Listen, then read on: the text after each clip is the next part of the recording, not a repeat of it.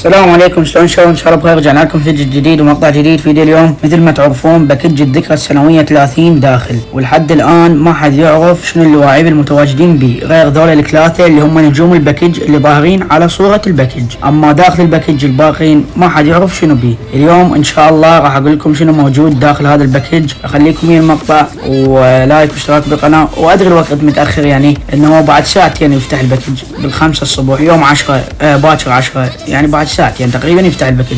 متاخر بس اعطيكم اللاعبين اللي موجودين بالباكج. اول شيء اكيد نجوم الباكج المتواجدين بالباكج: رونالدينيو وبيكهام وريكارد.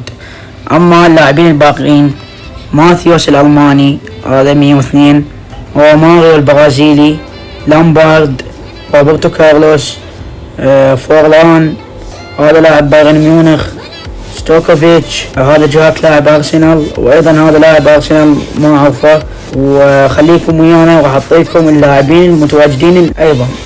اما عن النسخ الباقيه فهي شيء اكيد: السنغالي المهاجم صامويل ايتو هذا اساسي موجود بالباكج، ورونالدينيو ايضا اساسي.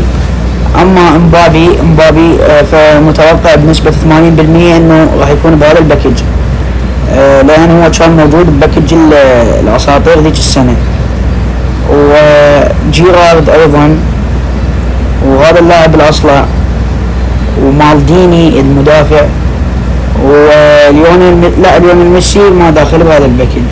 فقط ذولا اللي عددت لكم اياهم. فشباب وصلنا لنهايه المقطع، لا تنسوا اللايك اشتراك بالقناه. تاريخ حلو، بس والله انتظرونا بمقاطع جايه.